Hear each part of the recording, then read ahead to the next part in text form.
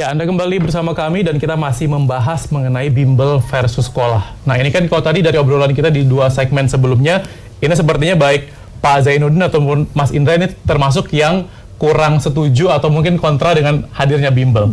Oke, seperti itu. Nah, kalau misalnya dari Mas Indra sendiri dulu deh. Mas Indra, berarti sebenarnya bijaknya ini seperti apa sih Mas? Apakah memang harus langsung seperti frontal seperti Korea Selatan tadi menutup semua bimbel atau seperti apa untuk meningkatkan pendidikan Indonesia terkait dengan bimbel? Kembali kita bertanya tujuan dari pendidikan kita mau kemana, kan begitu. Artinya kalau ternyata memang yang dipilih bangsa ini mau model bimbel atau bimbel online apalagi, nggak butuh 500 triliun, Pak.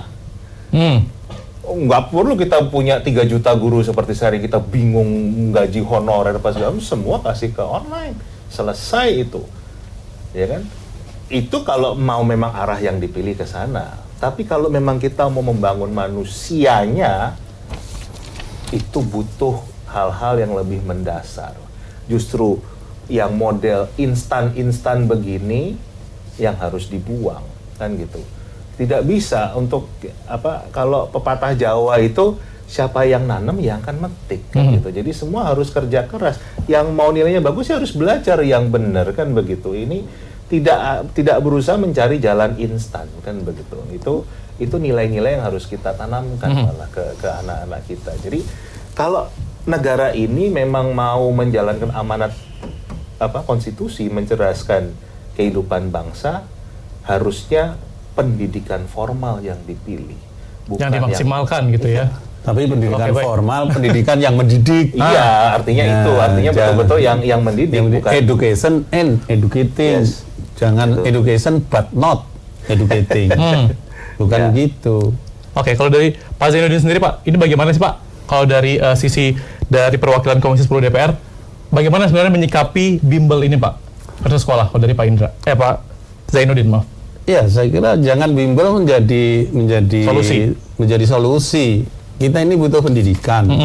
Butuh anak-anak didik kita menjadi anak sukses. Oleh karena itu beri bekal dia sukses. Bimbel tidak bisa memberi bekal dia sukses. Sukses untuk ujian nasional, iya. Tapi yang lulus ujian nasional belum tentu sukses. Nah, kalau kita belajar tentang sukses itu, banyak riset itu. Yang paling klasik, teorinya Weber.